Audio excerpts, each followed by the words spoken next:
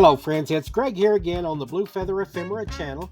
I have an eBay store by the same name where I sell vintage magazine print advertising. Today I've got a what sold video for you. We're going to look at 1 week during the month of July, and I called this Hot July Sales because I posted some of the biggest numbers in some categories that I've ever seen. I sold 36 ads. We're going to take a look at them. Let's get started. This is a nice advertisement from 1956, and the product here is Kraft French salad dressings. They've got 3 different varieties of that. They've got the French, Kraft French, Miracle French, and also Casino French salad dressings. I think this would make great decor for a kitchen or a quaint dining room or possibly a breakfast nook, and it would look great on a restaurant wall. I sold this one for $16.77. This next little ad is from 1937, and it's in the part of a magazine that I'd typically call classified ads. This is tiny here. The advertiser is Carter's Little Liver Pills, and in the picture, that's all there is to it there. And the size of this is roughly a little bit over 2 inches by almost 3 inches. And in the comments section, Melissa asked me during a recent video what was the smallest ads that I've sold, and this is approaching that smallest ad size. I think actually the smallest ad that I sold was for an Eshelman's miniature car, and it might have been just 1 inch by 2 inches or something like that. But even though this is a tiny ad, I sold it not for my base price for small ads. I added $2 of premium onto it and sold it for $9.77. Here's another small ad for a health product. This one not nearly as old. This one comes from 1950, and also there's no image at all. It's just the text that you see on the page, and for those reasons I didn't apply any price premium to this, and it sold for my base price for ads of this size.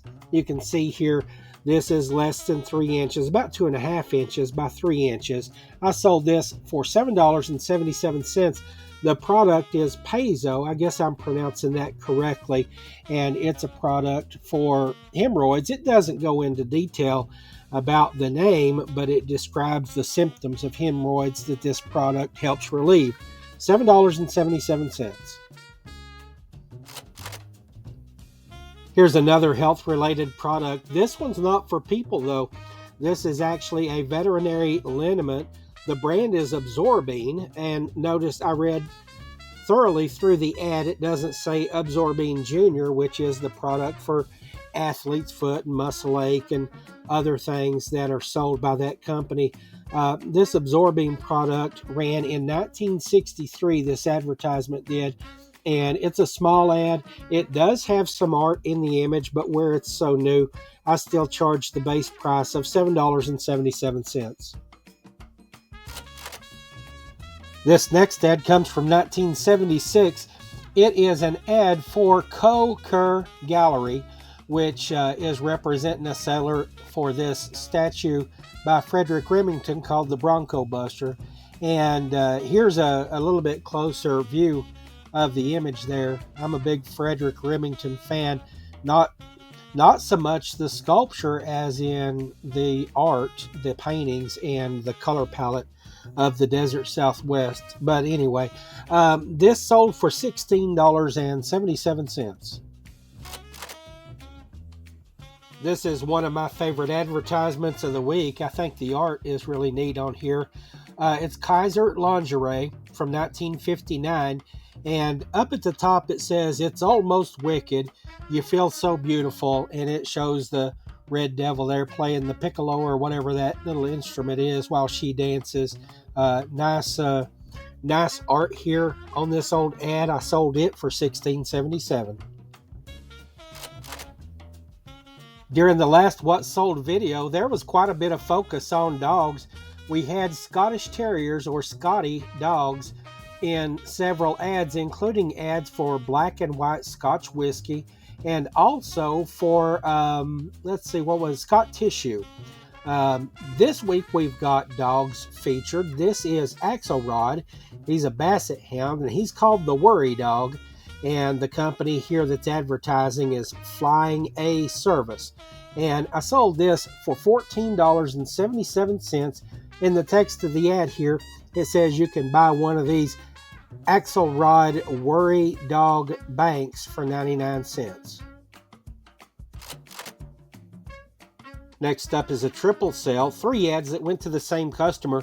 Now, it's all the same advertising company and it's all the same year, but they're a little bit different. This one sold for $14.77.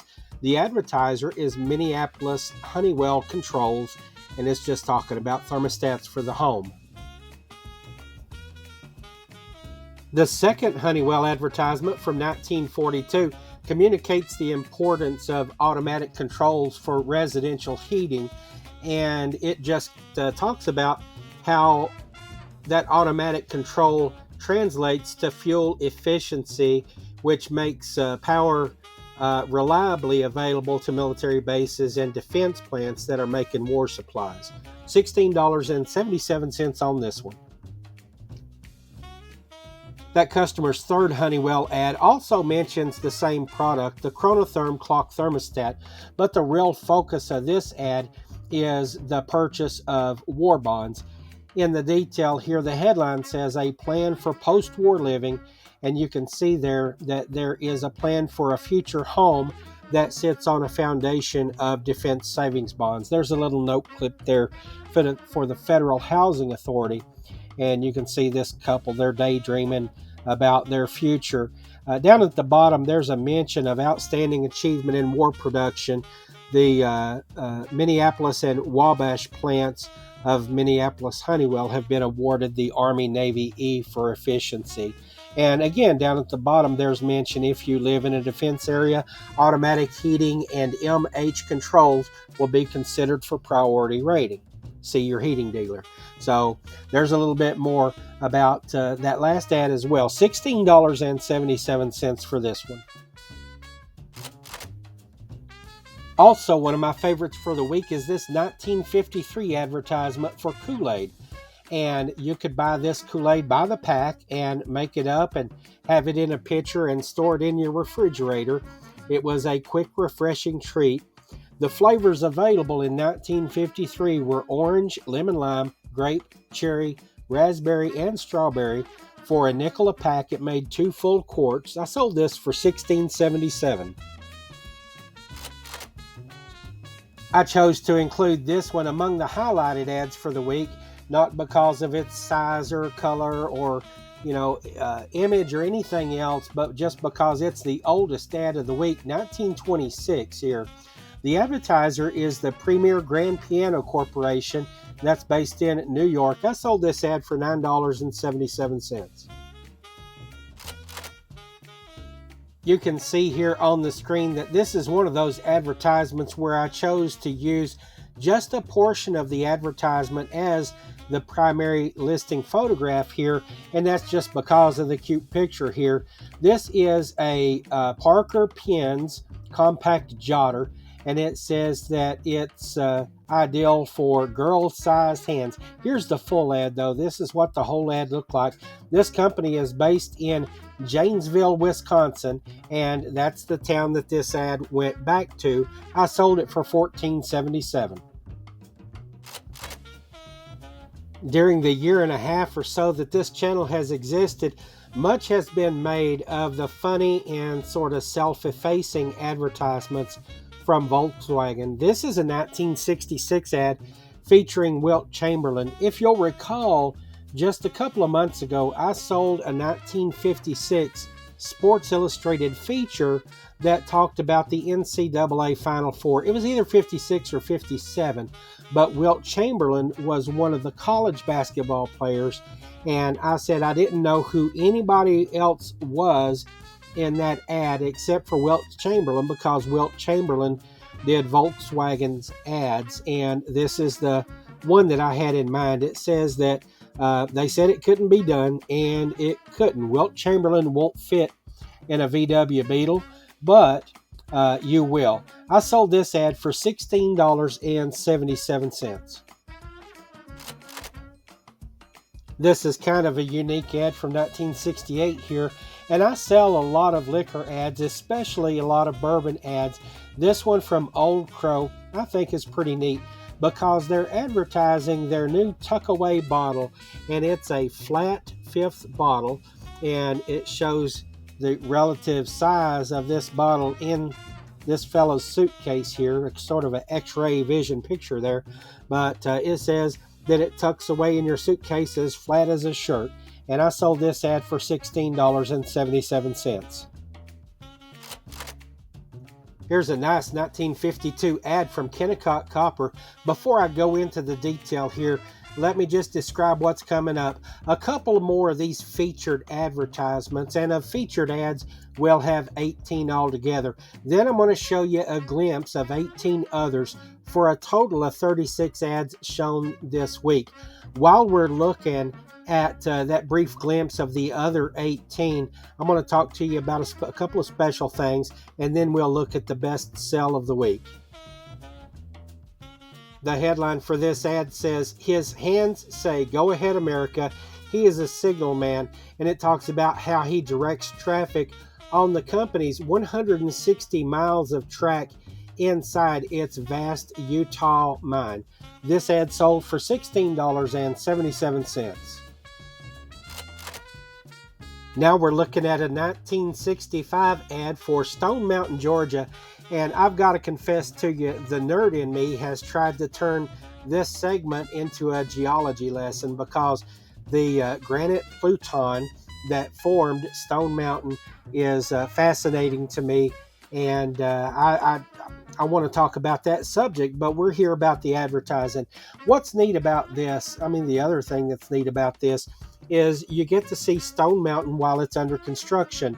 Now, there is a memorial that's carved into the side of the mountain there, and that's politically charged. We won't go into that, but we will talk about all the things that there are to see and do at Stone Mountain Park.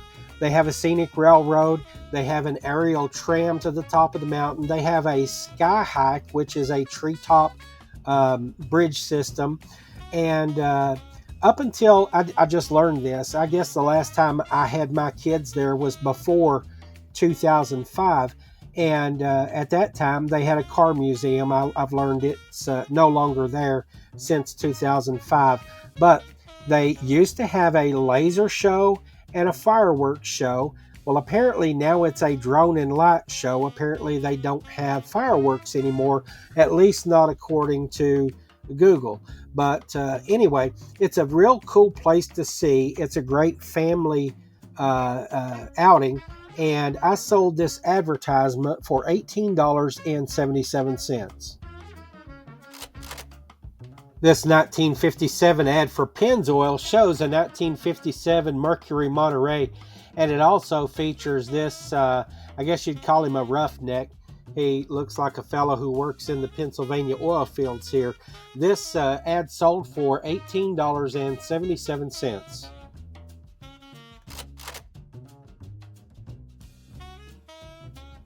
All right, now we're looking at 18 ads that are just as great as the 18 that we've looked at in detail. Well, 17 so far. I've got the best sell of the week in terms of price coming up right after this. But I just wanted you to know that there's some fantastic content on the channel going on right now. Last week, I introduced my very first featured feedback video where I go into some detail about a story that a customer told me about the ad that they purchased. It's a pretty special video, so if you've not seen that, go and take a look. That brings up that this is the perfect opportunity to remind you that if you're not subscribed, please do so and turn on notifications so that you don't miss videos like that.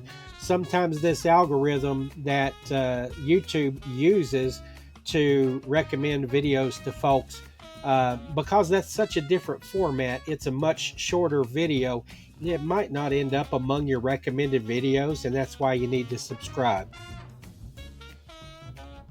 Also, in terms of content, I'm very excited about a current test that I'm running. I'm trying out a free shipping policy in my eBay store. I'm learning a lot. It's been almost 4 weeks now that I've been trying this out. I'm seeing some trends.